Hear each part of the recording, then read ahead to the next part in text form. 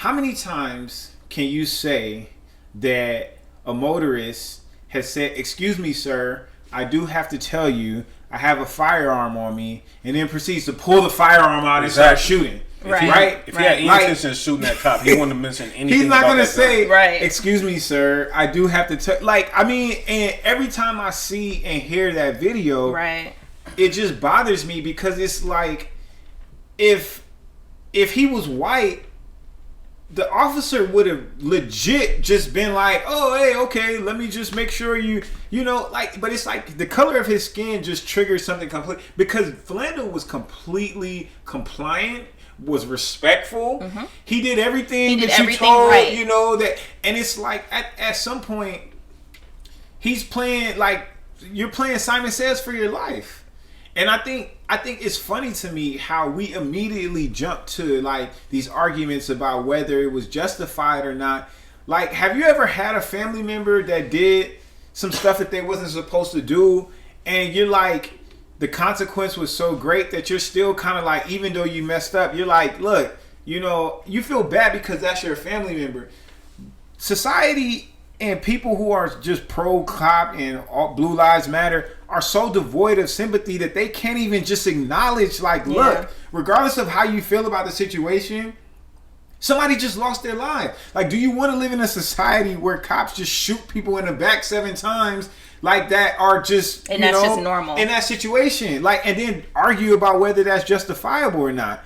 But I mean, even dealing with whether it's, you know, justifiable, what needs to start happening is these officers need to be held personally responsible, not only through criminal law, but civil. It's like this: if you continue to get into accidents as a driver, right, whether they're your fault or not, you get in 2-3 accidents in a year, what's your insurance company gonna do?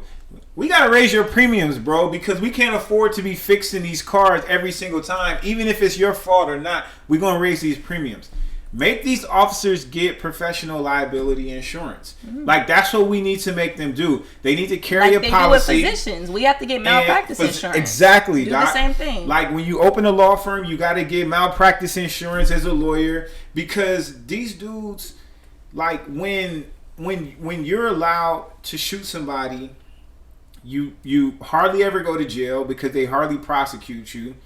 If there's a settlement where, you know, the family of the person gets paid, or the person happens to survive and gets paid, the taxpayers, we're the ones paying that. It comes from the city or whatever local agency. And so, like, officers, basically, it's like a moral hazard at this point. Like, they will attempt risky behavior because they know that they're not going to be held. Shit going to happen to them. Then nothing's going to happen to them. If you tell an officer, like, yo, you keep shooting people like this, or involved in, and think about it. I'm gonna give you examples.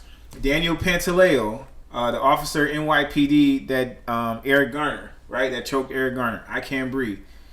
This dude was in the top 2% of all of the NYPD officers at the time with complaints against him. Like, he had more complaints than 98% of the cops in NYPD at the time that he did this chokehold.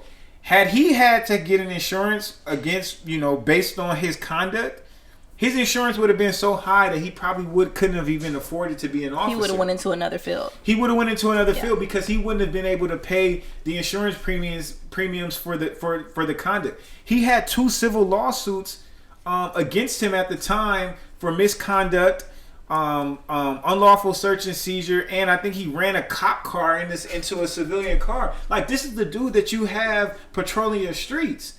The dude that shot Laquan McDonald had like so many in Chicago. Jason Van Dyke was in the top 3% of complaints against him in the Chicago PD. Like, Derek Chauvin that killed George Floyd. This dude was involved in 3 different officer-involved shootings prior to him putting his knee on his neck. He had 22 complaints against him in his career over a 19-year career. That's a ridiculous amount of complaints. Like, these guys, at some point, you have to say, like, we need to start holding these guys accountable personally, so that, and not just putting it on the taxpayers to pay when they mess up like this. And it's like, at some point, like, I don't care about your training, about the justification. And I think I agree with B, and I think the research kind of it supports that the trainings, they're not doing anything. Like, all these police departments have implicit bias trainings. They all have racial, bias trainings. They all are starting to implement all these strategies, civilian oversight boards, and these guys are still doing the same stuff. And while I think, there was a report that came out that said that, okay, in big cities, like, police shootings are declining, but they're happening more in rural cities, which tends to suggest that some of the reforms are working, but they're still happening. I mean, as of 2020, on mappingpoliceviolence.org, like, 751 people have been killed in 2020 already by police.